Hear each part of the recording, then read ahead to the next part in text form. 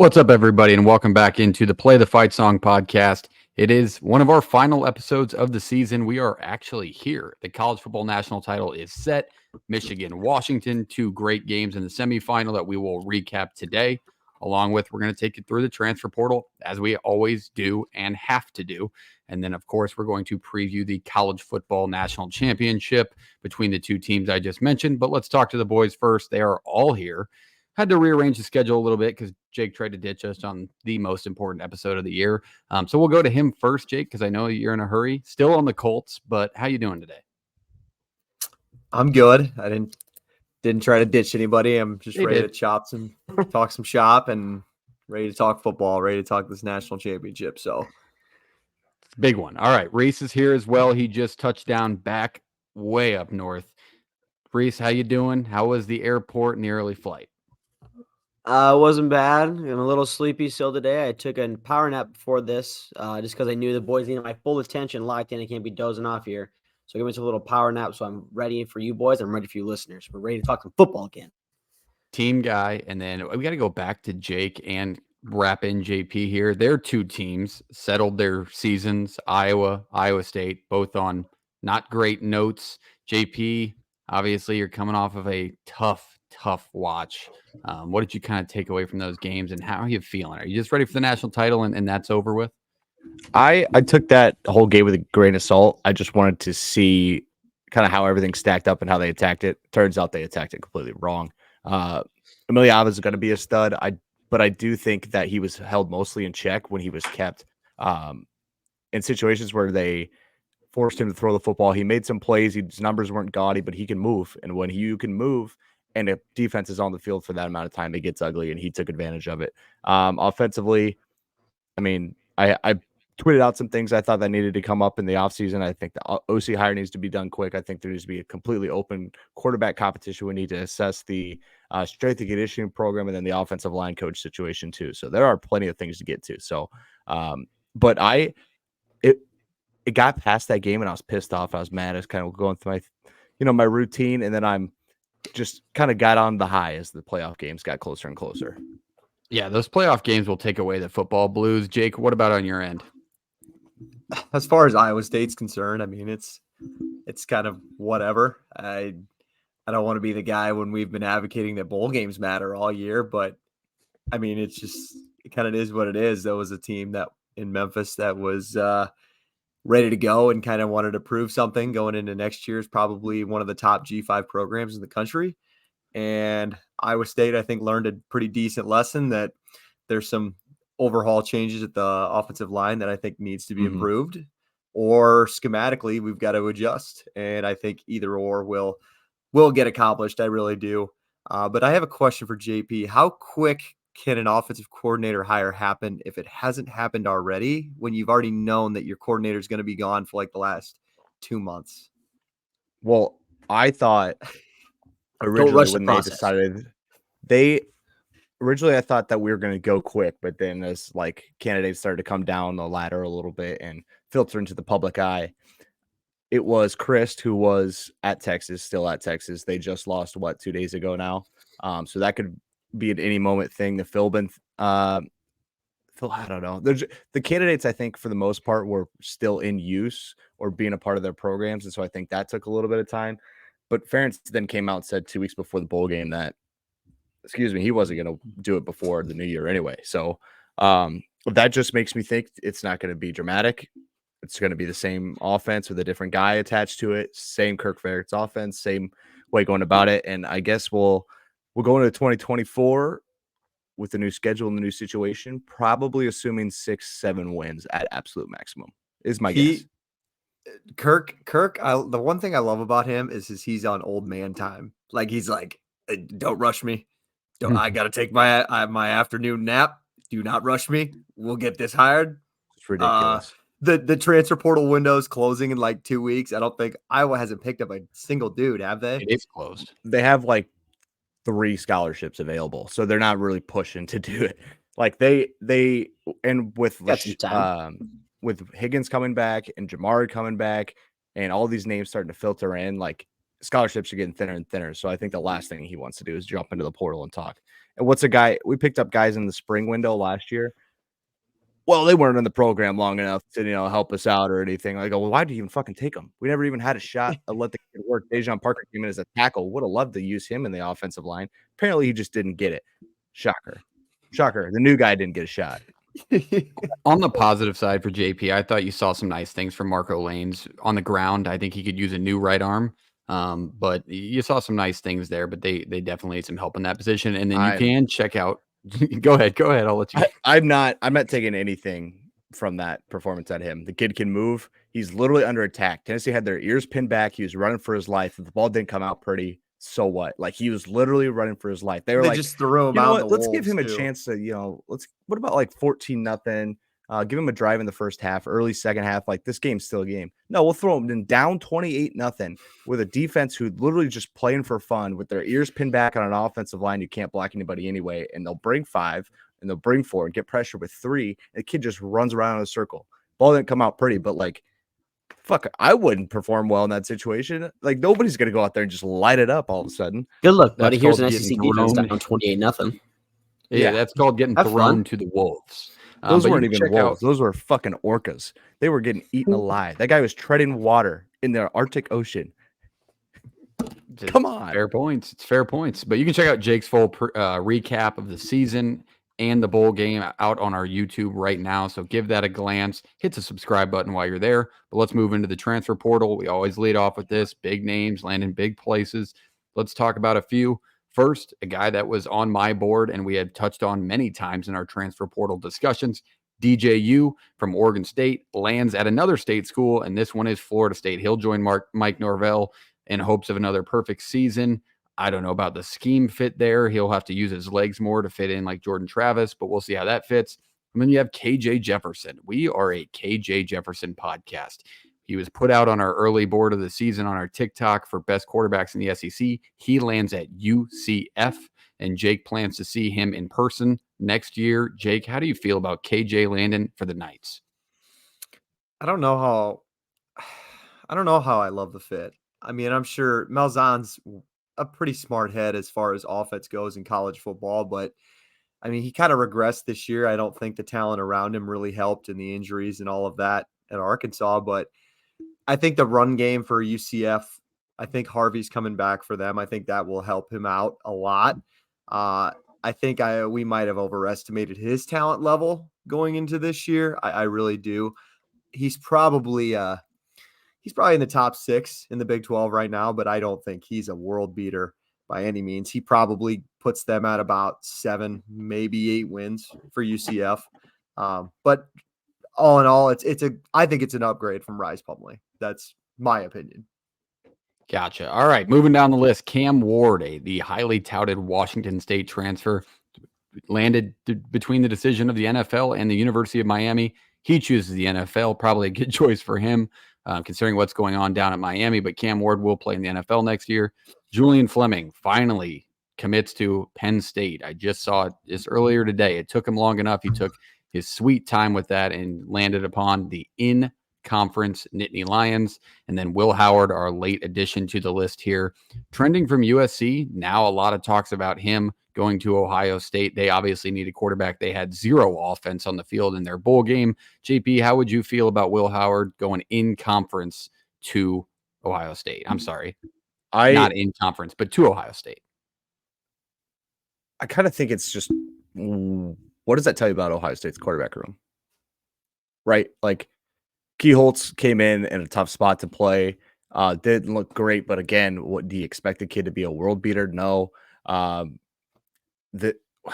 don't know. It just seems like we need to fix the problem now and just throw some duct tape over this problem.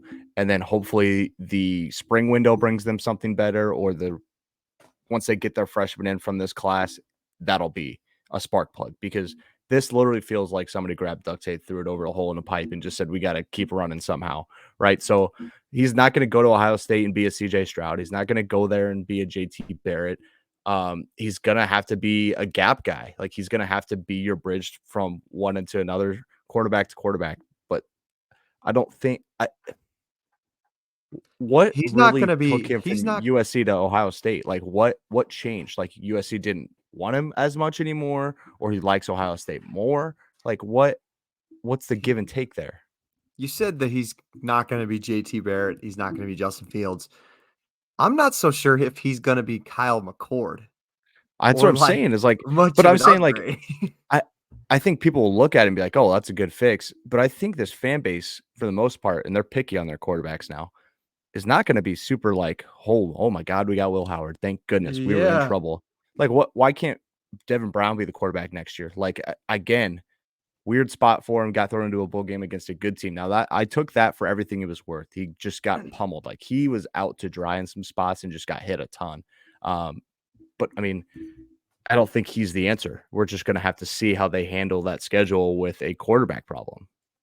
Seeing what they say, I would highly doubt Ohio State fans would be not okay with this, with how much they hated McCord, but you saw how much even their offense fell off without his presence. Granted, they didn't have a couple of weapons on the outside, but still, I mean, it was still a massive dropout. Jake, you had something else?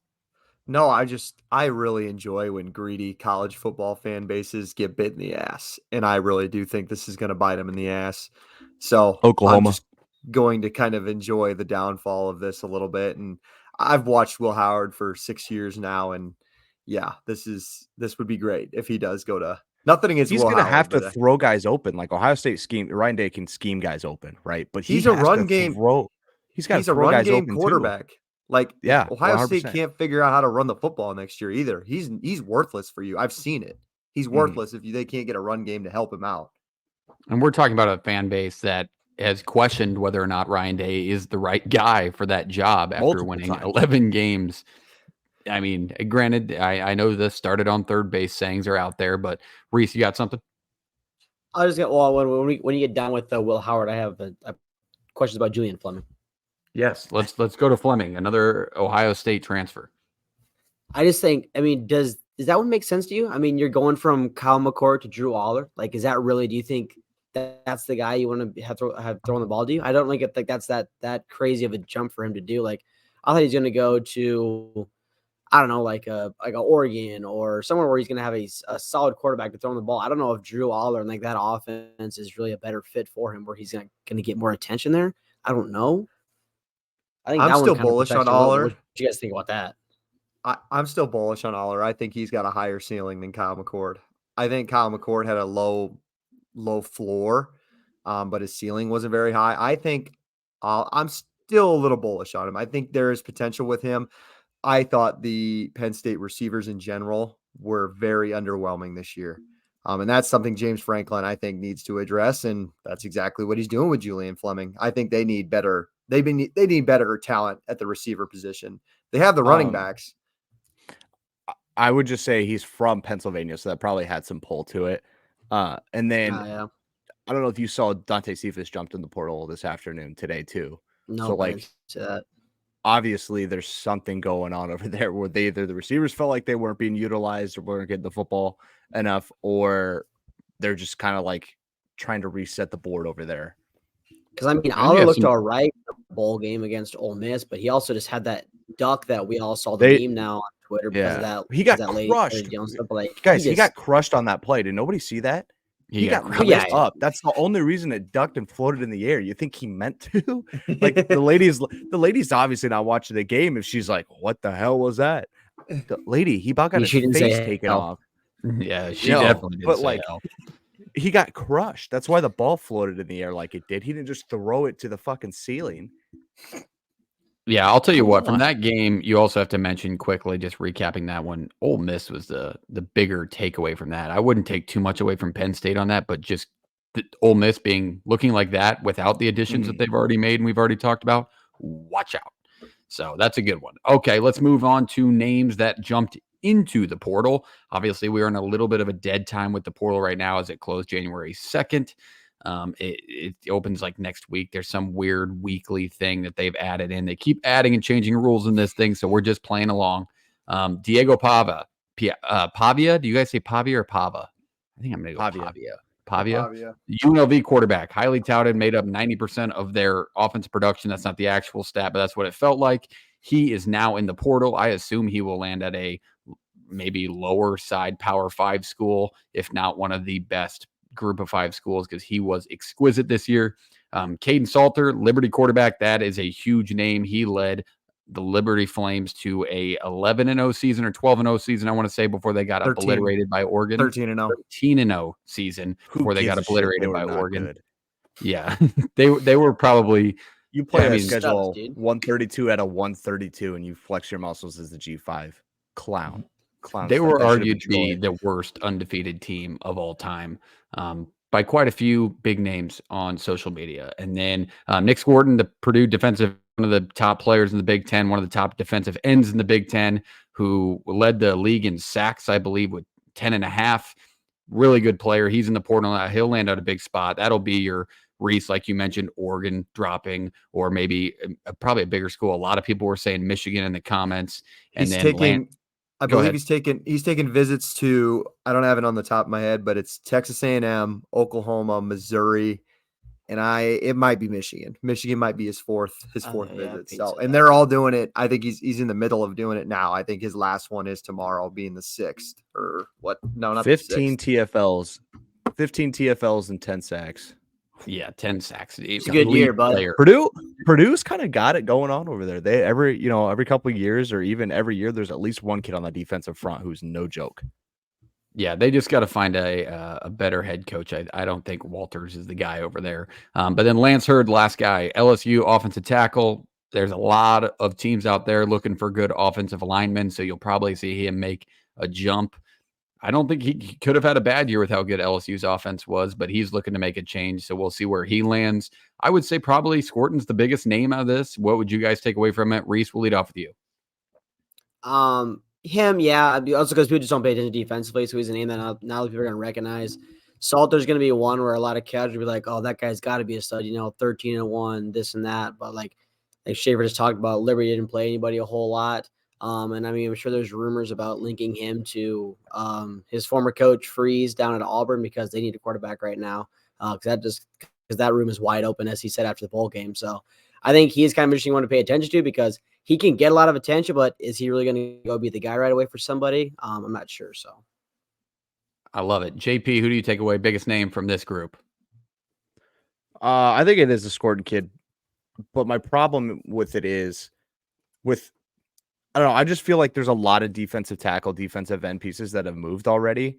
Does he jump the names that have been taking these visits? Is he become that bigger priority for these places? Because is he going to land where he wants to land is my biggest worry. I think him transferring is fine. Like, I don't think he's going to go back to Purdue, but is he going to see the same amount of offers and priority as some of these other kids? And that will probably affect his decision on how much money they're willing to throw his way and what promises that are made, because it seems like the other defensive line prospects have landed and been paid, right? So that'll be interesting to see how timing wise in the NIL/portal world, how that all works out for kids. And that's background stuff that we probably won't understand for another couple of years, but it is interesting to kind of see. I think you can get hints from stuff. Absolutely. I think the money play is big for him in this move. I mean, how do you end up at Purdue if you're that an elite of a player? And then if you're going to a bigger school, you're going to be probably equal to the defensive front that Michigan has. Obviously, we saw, and we're about to recap. Jake, round us out. Who do you take away from this list? Maybe somebody different, or do you on Squirton as well? Yeah, well, just to follow up on the Squirton piece, and you mentioned the money, he is crystal balled as we're recording this to Texas A&M. So that's a school that can definitely pay a little bit. So that would make a lot of sense if he landed there. Yeah, they do. But I would go with Hurd because he's the 12th rated guy in the portal right now. He's the second highest offensive lineman. And he didn't start, but he played 12 games for LSU. So he's got a ton of experience there. I think he could move to another SEC school, to be completely honest with you. And offensive linemen are just like gold in the transfer portal, especially as a high caliber as he is. So absolutely. All right, there it is. There's our transfer portal recap for this week. Let's move on to recapping the college football playoff semifinal games. These were great ones, and we'll lead it off with Alabama and Michigan. Ends in overtime 27-20. Michigan takes it on a botched quarterback run at the end of the game. Jake, we'll lead off with you. Kind of what did you take away? Obviously, you were on Alabama pick-wise. What did you take away from it, and what did you see from the Wolverines that you liked? Well, first of all, just to defend my Alabama pick, just pissed at myself. I have had Michigan in the title since August. Had them playing Georgia, and I took Georgia in the SEC title game. And Alabama, I just couldn't let Nick Saban bite me in the ass again. But lo and behold, of course he does, because I sided with him.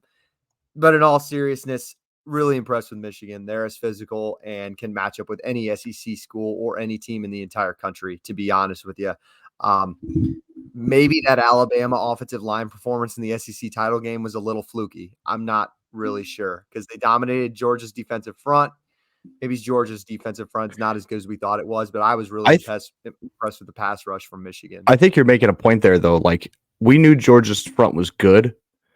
I think we assumed they were disruptive, but I think we were solidified like halfway through the year. We kind of saw them being less disruptive than we have in the past. And that's not saying it's still not a good front, but we saw a lot less people in the backfield, a lot less TFLs, a lot less sack, a lot less quarterback pressures. And then I think it was exemplified when Alabama did what they did to them. And then Alabama went and saw a defensive front for Michigan who is disruptive and wrecks a lot of havoc.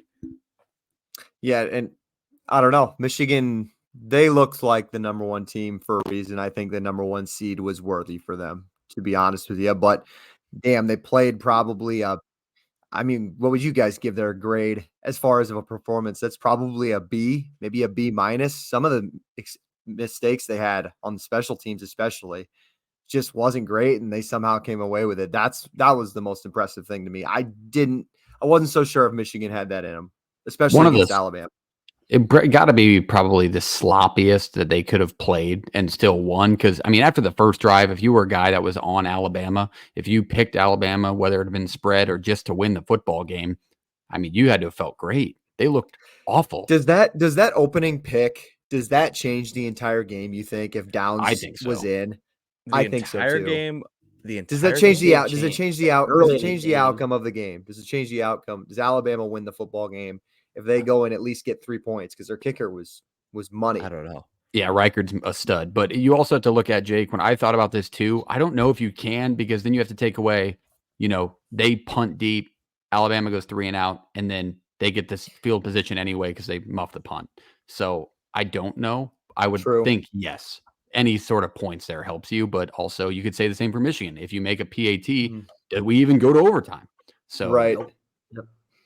Fun stuff. JP, what did you take away from the game in total? I would say the biggest thing I took away is we were talking about it last week. What do we really need out of JJ McCarthy for Michigan to win this football game? I think we said, or Schaefer came out and said, I was like, if I get like 125, 150, turnovers, I think I'm feeling good. Schaefer goes, what if I give you 175 and like 8 touchdown, no turnovers? We both agreed, pretty emphasized on numbers in that case. How about 17 to 27 for 221, 3 touchdowns, no picks?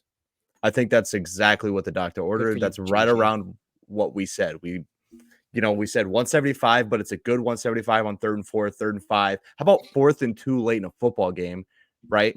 And that ball's on the money to Roman Wilson if it doesn't get tipped like the way it was. And I think that's the part that was most telling to me, is that off of that great pass rush and great front seven that Alabama has, they were able to run the football when they really needed to, and then they were able to make plays when they needed to. Even though they made mistakes all over, Michigan did. They were able to, if you remember, they ran the kind of like a version of the flea flicker. We threw it back to McCarthy, and he had to one-hand snag that. That keeps you out of absolutely horrendous situations. Yeah, and then make a throw, and then they hit 4th and 2. And then, like, there's different plays throughout where just massive plays were made that saved them from mistakes, which is what you have to do in these big games. So I think they lived up to that. But, I mean, anybody know where Donovan Edwards was? Like, honestly, like, only 3 rushes, which is weird to me, right? Like, Core wasn't red hot. He was grabbing 4.5 per carry, less than 100. But where was Donovan Edwards? I don't think I think maybe it was just a hot hand thing, but it was interesting to see that. Like, on the other side, if you're Alabama, I thought you ran the football fine. McClellan had 87, Milroe 63. How many times did he get sacked? 5 or 6. In Like, the that first just half, can't he had happen. 5. Yeah, 5 in the first that half, just 6 can't in- happen. Where I saw the biggest differentiator was just I felt like it was the playmaking ability of the kids. Like, Jermaine Burton was a big deal downfield for Alabama most of the year. He was non-existent. Sanders still in that defensive backfield shut down the Alabama receivers. Amari Niblack was non-existent. Isaiah Bond had a couple big plays or big catches, not necessarily big plays that got 10, 15 for him. Where were they at? On the other side, Roman Wilson made a big play when they needed it, right? JJ McCarthy was making big plays. That's all you needed out of those guys, and you got it from the guys that have been there and done it.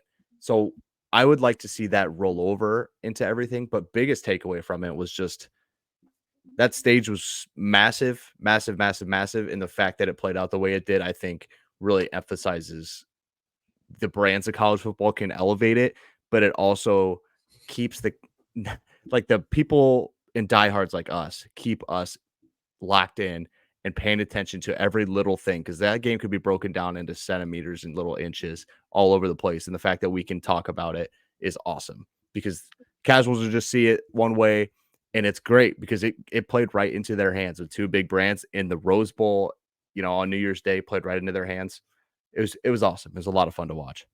Reese, quickly, we'll flip to coaching decisions in this football game. We'll go down to you on this. What did you think about the 4th down play call for Alabama to end the game? The quarterback, it looks like it may have been an RPO, that the snap was a little low. What did you think? I thought Harbaugh actually made great coaching decisions throughout the game to put them in a situation to win. Point B, where JP just pointed out, they go for it on 4th and 2. That takes balls to call that in that spot, man, especially against a good Alabama defense. But what did you think about the 4th down call from Alabama at the end of the game? I mean, when you break it down, like in the moment, I didn't see what really was going on there. I'm like, wow, bad snap. I really messed that up. Then he didn't run behind his tackles. I'm like, what's he doing there? But schematically, it looked like a great play. If he gets a good snap, he had that guy beat. That back was trying to cover that running back out of the backfield. They had that. Get a touchdown there. That game can get extended. But unfortunately, for some reason, Alabama can't find a guy that can snap the football to him. But it's a fine play call. It's just a busted snap by him, and that throws timing off, throws the whole thing off, and I mean, obviously, you saw Milrose's upset. Yes, Jacob. I was just going to say, with the snapping issue, Seth McLaughlin entered the portal today. Yep. So they're finding somebody who can snap the ball next year. He came back to Alabama. slash tires and for sale signs in his house. Yeah, it made me automatically Maybe think like some letters on 96 his door. 96 Lee Corso when he was deciding the entire national championship game off of who played on grass more throughout the year. Alabama plays on grass far more. I don't understand why he struggled to snap the ball so goddamn much, but there was a couple of snap issues for both teams throughout the game. The grass must have been wet or something. But all right, that wraps up Alabama, Michigan, a program-changing win for Michigan. Obviously, they're playing for a national title this week, but we have to talk about the absolute shootout. Lived up to everything we thought it would be. It was kind of dead feeling because the game was so late at night. It was way past most of our bedtimes. The Sugar Bowl. Washington takes down Texas 37-31. It comes down to the final play due to an injury. I mean, they would have only had 15 seconds on that drive, guys. That was an absolute massive play for Texas just to get an injury. Unfortunately, it was Johnson, the running back, who had a great game. They established the run. They did all the things we asked them to do. We will go over to JP first on this one. JP, what did you take away from this game? I don't know if you guys felt the same way, but I've heard a lot of analysts and guys talking on social media or other shows saying that they're stunned with the amount of people who did not watch Washington during the regular season. And Michael Penix, they're like, I can't believe people are just now finding out how well they throw the football and how good of a ball he throws and how talented this receiving core. Did you guys feel like that if you were on socials during the game? Did you feel like people hadn't seen Everybody said that. Literally everybody is saying that. It was I don't know if I saw the same amount. I think I saw, my feed might be different than others, but I felt like a lot of people were wording it like it sounded like they hadn't watched him and didn't know how talented he was. I think just the stage and where he was doing it, like at the Sugar Bowl in the college football semifinal, push. Can we not? All credit to them, and we'll talk about how great they are in a minute. But this is their 10th straight win as under a single digit. And I mean, there was a 4-week stretch where neither Michael Penix or the entire Washington team was very good. I mean, they didn't score an offensive touchdown against Arizona State. So I kind of understand why people haven't recently watched him. I mean, you should have paid attention in the Pac-12 title game, I guess, unless you're just a moron and you didn't watch that football game. But like, I kind of understand where we haven't recently seen much of Washington outside of the Yep. Pac-12 championship game, because even the Apple Cup came down to the wire and that team wasn't very good either. I would say the other big thing with that is how well Texas did run the football, and then somehow still found themselves behind the sticks and in situations where they needed Ewers to make a massive play. Worthy didn't look like he was 100% himself. I didn't really see that as I was watching, but like when I went back and watched highlights, it kind of looked different. Still ailing from an injury he had, but I thought this is a game I thought Texas would just be able to go blow for blow with them. And they did for the most part, but they didn't come out of the halftime very high. They didn't score a single point in the third quarter. Ewers was like 28 of 42 or something like that. And it wasn't his fault. He was picking up first downs with his legs. You don't see him do that a ton. The run game was working. Just something was off with them. Like, it didn't seem like the Texas team I'd seen most of the year. And I think they started to press a little too much. And when you press on a Washington team that can light up the scoreboard, and take advantage of the secondary, in which we pointed out Texas secondary is good, but not great, and you get lit up like that, it makes you press a little bit more than you should. Now, it comes down to one play from the 10-yard line with 1 second on the clock, had a little bit of deja vu situation, but it was just kind of one of those things where it's like, if Texas wins this game, like, what an all-time collapse, because it didn't look like Texas had any business in the second half winning that football game.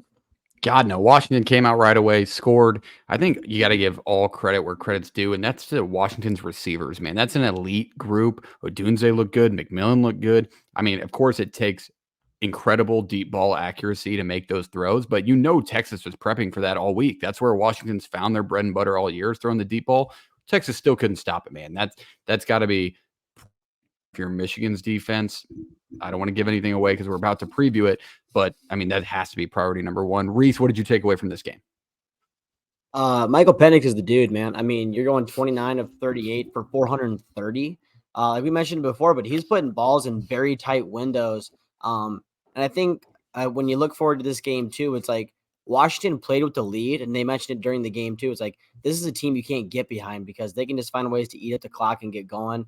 And I think Washington, even if they do find a way to get down in this game in the future, I'm not too worried about that because they have an offense that can just be so efficient. If they want to get down the field in 5 plays or 15 plays, like, they can find a way to do it because they have the weapons.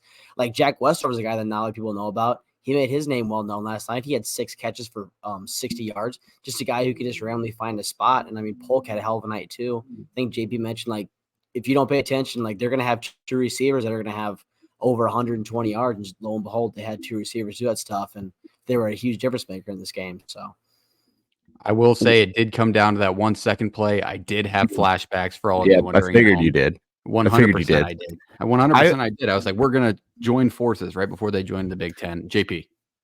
Just one thing to note also from that game, when I went back and watched some of the highlights, right, it wasn't necessarily like, and we've talked about this, how well Penix gets rid of the football and how quick they are. And that offensive line, I think, won the Joe Moore Award this year for best offensive line in the country.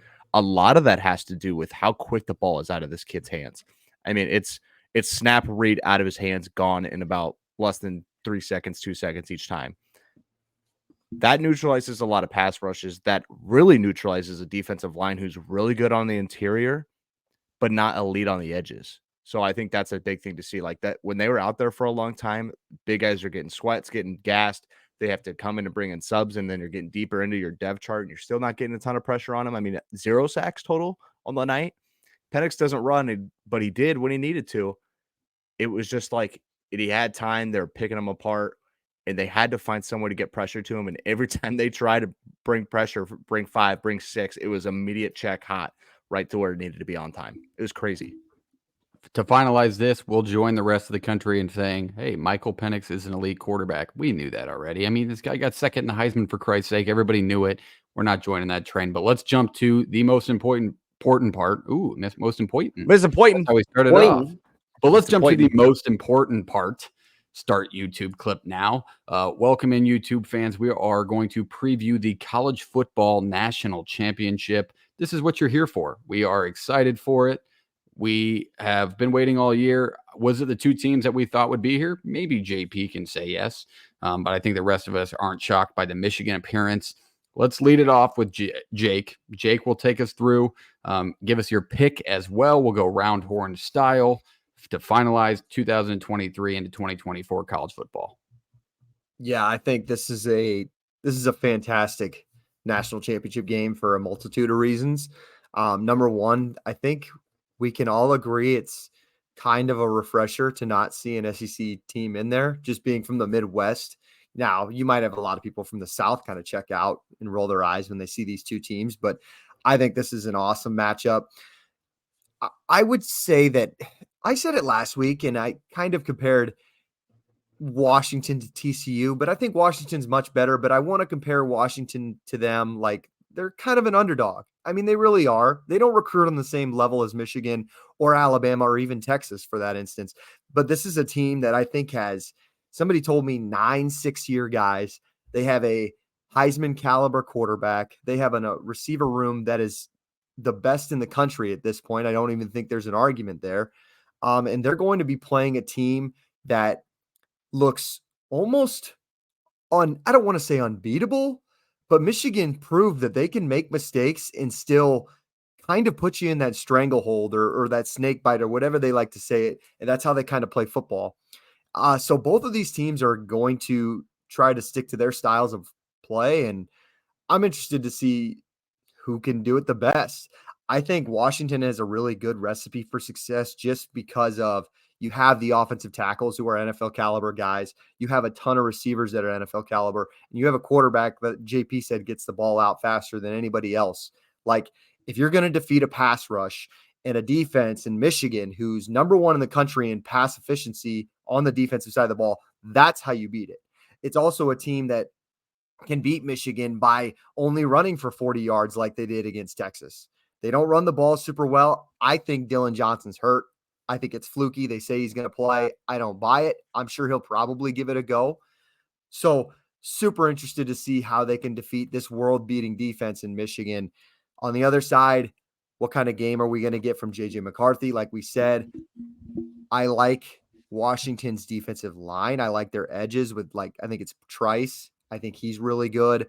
I don't love the secondary for them, but I don't think they're playing a receiving Do they have to? core. Do you have to? Yeah, no, I don't think they're playing a receiving core that's, of Ohio State, of Washington for even instance. So two completely different style of teams, and I couldn't picture a better matchup, honestly, for the national title in Houston on Monday. If I had to give you a pick, I'm just going to stick with the team that I've been backing all year up until last week. I'm going to take Michigan. I think that this defense is too good. I think defense translates into championships. I love Washington and what they've done. I've kind of doubted them all year, but I think they're going to slow the game down. I don't think they're going to make the mistakes like they did last week. And I think Michael Penix is going to have to play perfect 2 weeks in a row. And I think that's just so hard to do. I think he's really talented, but I just think it's so hard to do.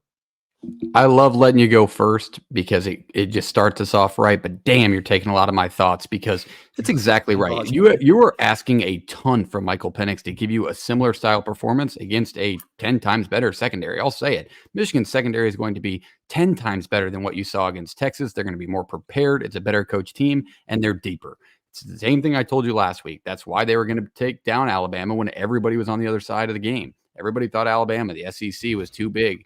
Michigan hadn't played anybody. Dude, this defense is for real. That up front, they are for real. If anybody's going to wreak havoc against the number one offensive line in the country, it's going to be Michigan.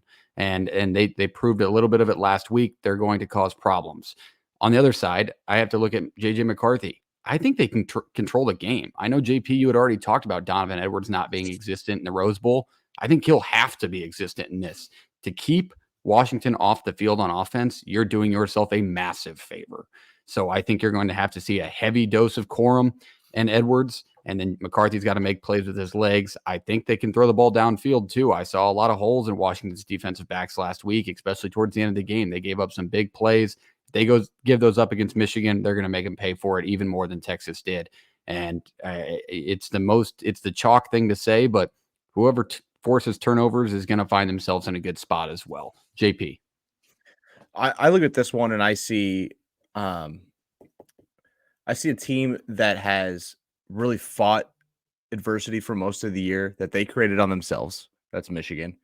And then I see a team that was just kind of like, oh, they'll figure it out. They're pretty good, but they're not going to be much. So I saw high expectations with an adversity they created by themselves, and I saw low expectations from the public on a group that was super talented enough to win a national title, win the Pac-12. Which one do you think has more pressure on it right now? I'd say Michigan does. Does that even mean anything to them? Does it even affect how they're acting? I don't know. Maybe not. Probably not, honestly. I would say that they had more pressure last week just to get over the hump agreed. of winning that semifinal game.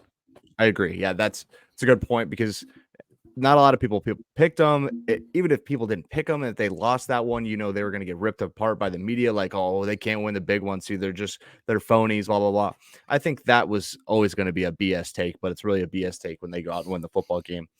For me, Michigan, Parks, you hit it on the head. Like, you're going to have to control this football game, whether your defense is good or not, whether that offensive line can deal with your pass rush or not, whether your DBs are better than what Texas gave or not. You're going to have to control the game because I just think this set of receivers, and then now you add another weapon into it, 4 guys that are constantly finding ways to get open, 4 headsy people who have absolute crazy chemistry with one of the best quarterbacks in the country, who puts the ball on a dime at all times, on time, on spot.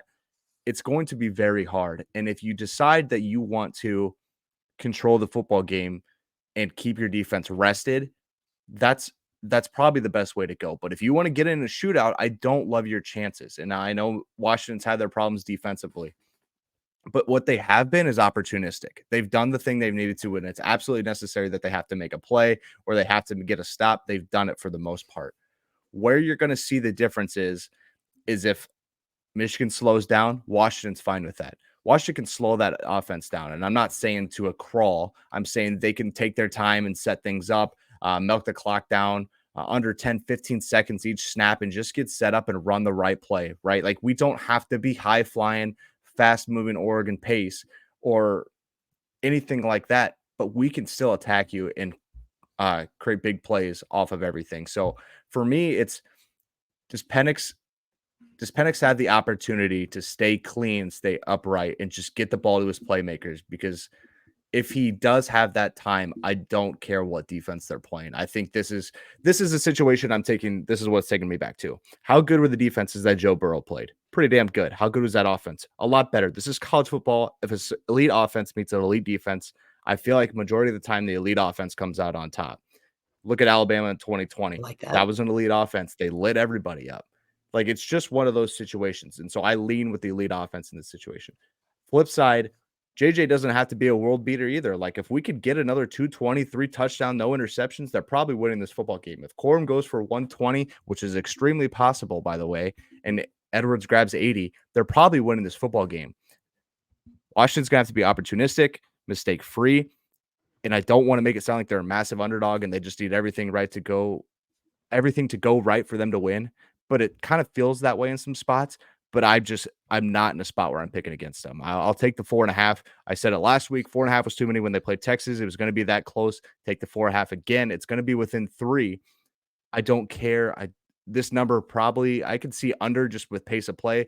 Michigan, you don't want to get a shootout with them. Mistake-free wins this one. Both teams made a ton of mistakes, found ways to win football games last week. Can't do it this week. Fantastic. Let's go down to Reese. Reese, what do you see on the national title game? I like a lot of what you guys are all saying. I mean, it's going to be such a good football game. It's like JP saying, are you going to trust an elite offense or an elite defense? I think Washington's like the number 1 pass offense. I think Michigan's the number 2 pass defense. What is Michigan going to be able to do? Because JP just mentioned how Penix was making his adjustments, calling hot routes, and when they bring in pressure, just calling it to guys right away, getting it to them even when the pressure was brought. So what is Michigan going to be able to do to disguise stuff against him? Pre-snap, post-snap reads to get him to make bad decisions, maybe turn that ball over. And then also, what are they going to do to get Dylan Johnson involved? Because he wasn't really existent in that Sugar Bowl game. I think he only rushed for like 40 yards and he had 20-some runs. So he wasn't really a factor. It's going to be what can they do to get him involved. Also, it's just that defensive line was stout. Michigan's was just stout against Alabama, and then Alabama goes and makes adjustments in the second half. So I think Washington will be able to learn from that as well. I think they'll be able to get the ball out of Penix's hands really fast. And then on the flip side, too, you still got Washington's defense. You still got, like you mentioned before, Braylon Trice is a hell of a defensive end. You still got Jabbar Muhammad, who's a hell of a defensive back, who had some very big games this year. You still got some disruptors on the defense who they're not names that everybody knows, but when the moment comes to it, they can be guys that can make plays. And then when you're looking at Michigan offensively, yeah, JJ doesn't need to be the guy. He's not going to put up numbers like Penix, but if he can just be a dependable guy back there and be serviceable and just not turn that ball over, yeah, Michigan's got a shot at this thing. But I lean with JP. I just can't go away from a team that's going to be able to put up points. I think they'll be able to. And like I mentioned before, even if they get behind, if they can get behind by 2 scores, I don't think Michigan has such a solid offense that they're going to be able to score consistently. I think Washington can get stops, and then offense can score, even if they're down 10 or they're down 14, 2 scores, or whatever it is. They can find a way to keep themselves in this game, especially if it's late, and make something interesting. I think 4.5 is way too much, and I also lean Washington to win this thing too. I'd rather see them. Like I mentioned before, a couple weeks ago, I hate Michigan. You're not America's team. Shut up, Jim. I can't. I'm not going to pick you guys. Give me the Huskies. Kalen DeBoer, Coach of the Year. Let's go 50-0 Huskies. Okay, so that wraps up the previews. I will give my pick, and good news, Jake. We're gonna make it a 2-2 split here. I have Michigan. right. I think I was the only one Go, that had JP. Michigan and Washington in the national title. I think Michigan is just too deep this year, man. They're the team of destiny. They caused it on themselves for everybody to hate them, but they're just too talented at all spots, on defense especially. I know I've said it 1,000 times, but I cannot tell you how important it is to be that deep. They can just run guys out there. I think if they can control the clock, which I said is the main point, and get up 7-10 points, they just have to limit big plays downfield. And I think they have better suited defensive backs than anything Washington has faced the entire year to do so. So give me Michigan. I think they cover and win the national title. I think it's just for me, with Washington's stat of 10 straight wins of single digits, like Michigan's the last team that you want to play single digits to. You know, I think that it's just a bad spot for them, being Michigan can, if there's 6 minutes left on the clock with the ball in their hands and they're up 3, I think they can run up the clock if they really need to, or move it down the field and kind of put them in that stranglehold like I talked about. But I mean, yeah, I really have no gripe with either one of these teams winning. I really don't. I feel like that might be a first time for me in a championship in a while. I feel like I favored somebody, but I would really be happy with either or. One, I don't know how you guys feel about that. I have one more thing to add, just preview wise. We're talking about how Washington's going to go see the best secondary they've seen all year. Fine, that's fine. I agree, 100%. I agree. But on the flip side, if Michigan's receivers aren't as elite as we think, or as they've been made out to be, as we've also noted, Washington's coming off the biggest challenge they've faced yet on 3 very talented with Whittington, Mitchell, and Worthy. Now, Worthy wasn't probably 100% healthy, but don't you think that this defensive backfield is going to look a little bit better when they are playing a team that they know doesn't scheme guys open? They are consistently hitting 35, 40-yard bombs downfield. They're going to throw 6 or 7 in the box. And hell, McCarthy, if you want to start, throw the ball downfield and having one-on-ones, who's your one-on-one guy? Because we got a DB that can lock him down who's bigger in size. Like, that's my whole thing with it, is like, if we're going to go one way, it might be. Yeah. But I'm saying, like, if it's one way, if we're calling it one way, like this is the best secondary, this elite group of receivers, let's call it the other way, where this DB group just faced the biggest test they've had all year outside of Oregon's guys, who are very talented as well. Hey, like, you played pretty well last week. I'm not saying you played great. Like, you did fine, better than your average, I'd say. Now you can really lock down some dudes this week because they are not as talented as what you just saw. Yeah, anything, Shafe? It sounded like a breath thing you were going to say. I was thinking it's about it. It's not a rebuttal, but it's just, we got to see both sides of the mirror. Do we have anybody else to put a bow on, or I have one more thing before we get out of here? No, you tie the bow on it. Sure, because we got time. We made our picks and everything, and I was like, this has been sorry, Reese, am I cutting you off here? But yeah. No, I mean, I meant to say something before too, but I don't know if you can hear this. But this is Reese patting himself on the back because he knew there was going to be an SEC national champion this year. Oh yeah, Thank you yeah. very That's much. Good job, there you Reese. go. That's a great one. Let's get- That's a great one. Get that Do one. it! And Parks was the only one to get the graphic right for the. You got it for the 100%. Yeah. But before we get out, because I've been hearing this on a lot of different podcasts, and I want to talk about it since we have the time. Rose Bowl being the site for the national championship every year, is the Rose Bowl overhyped? Is the environment in the stadium and kind of like the whole tradition of it all, is that overhyped? Do you think it should be the national championship every year, the site for the national championship every year? I was the guy who said his favorite bowl game moment is the Rose Bowl sunset, but I think that it could be changes made to it. I don't think the Rose Bowl I don't know if it's necessarily the granddaddy of them all anymore, especially moving into like a 12-team playoff and schedule is going to be changed. I'll go first. I just think, no, it definitely should not be the national championship site every year. I know Joel Klatt and probably Kirk Herb Street would very much disagree with me, and I think it is a beautiful place, but I think you gotta relocate, at least just for fan bases. That's just the 1st reason. Yeah. I would say that's my biggest one too. Is like I think Houston's a good spot for it.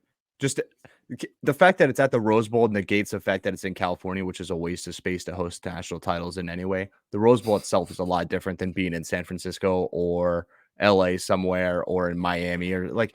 I think Houston's a really good spot for that. I think NOLA's a really good spot for that stuff.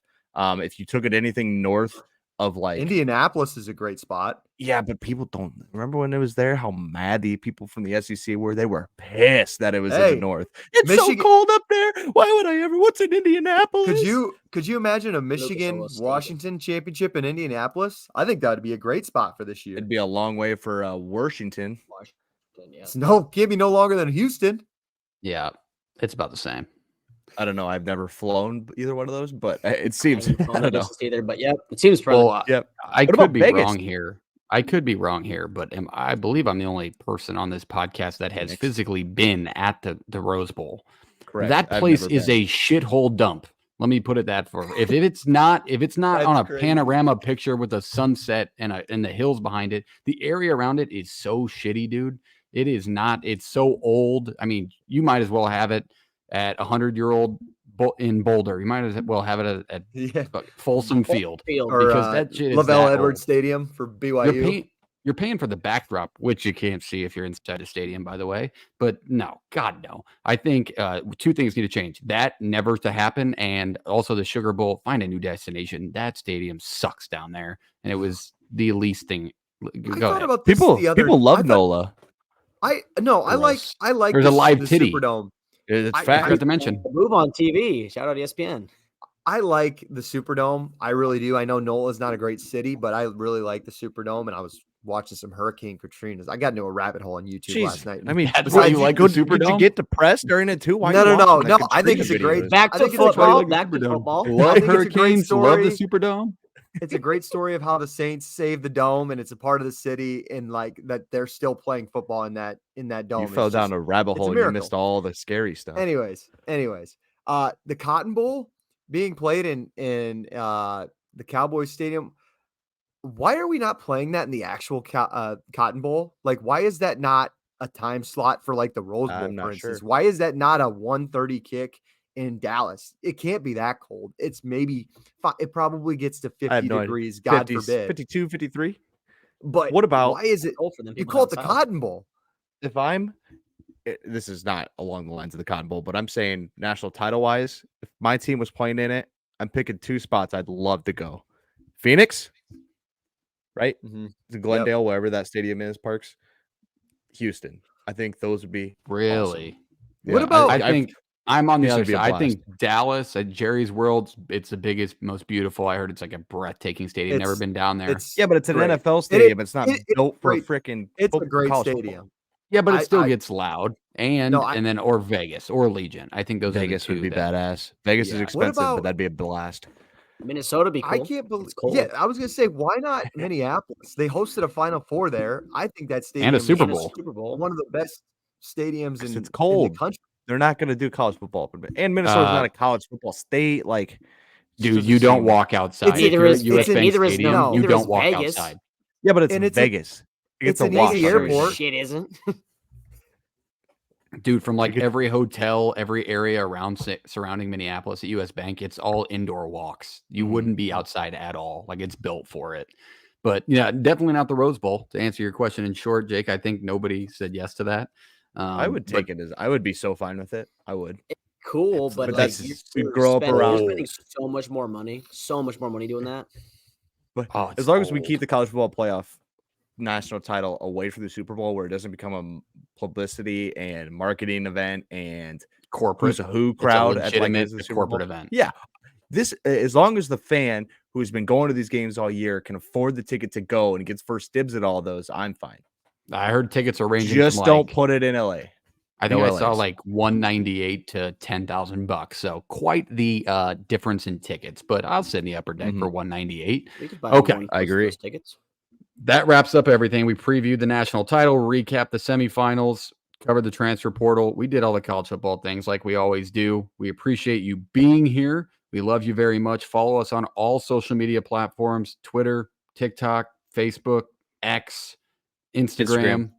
Hit them all Like, up. comment, subscribe. Subscribe on YouTube. Yes, if you're here, you might as well click the button. Like, we love comment, you. subscribe. Thanks for being here. Jake, take us away. Go Hawks. Play it.